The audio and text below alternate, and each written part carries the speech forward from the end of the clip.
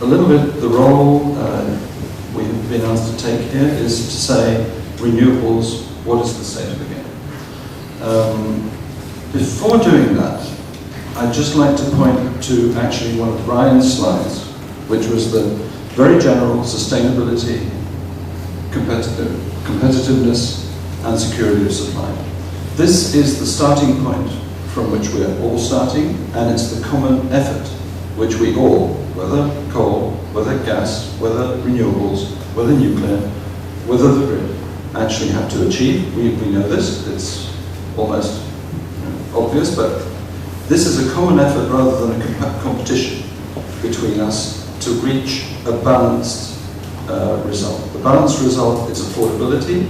The balanced result includes paying for the right level of sustainability and security of supply. And of course, that is the very difficult balance, which was, if you like, in the undercurrents of all the presentation. So I really wanted to underline that straight away. We're in the same boat, going to the same place, with the same problem, but with slightly different tools and approaches.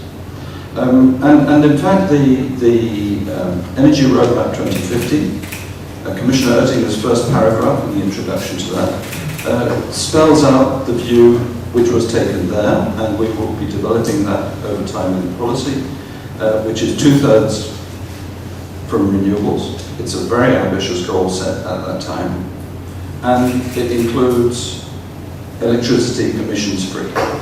And these are very big challenges which are still in the basics of where we are going. As you know, the 2030 debate, the security of supply paper are on the table.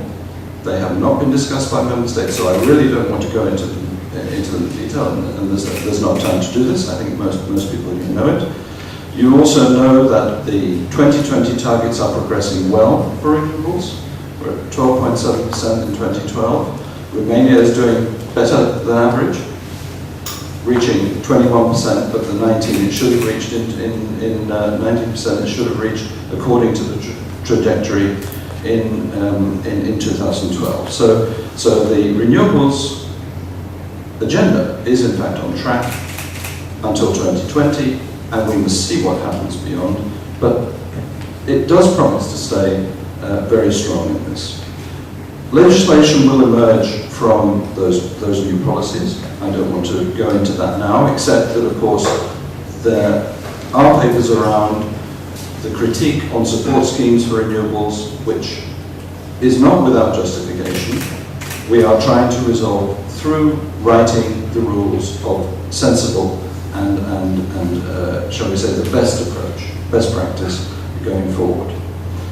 Financing, we'll be speaking more about that in the afternoon session.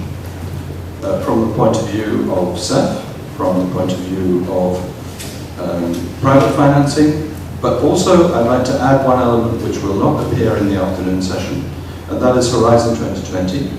If CEF is not quite 6 billion for 7 years, Horizon 2020 is an additional 6 billion for those 7 years. With Horizon 2020, as you probably know, we are developing something called the Integrated Roadmap. Now, the Integrated Roadmap, I'm afraid it's rather a technocratic term, but what it's actually doing is to try to put a lot of the pieces of the puzzle we've heard about today: market design, demand response, the consumer, new technologies in the city through smart metering, new technologies in interconnection, new approaches to interconnection.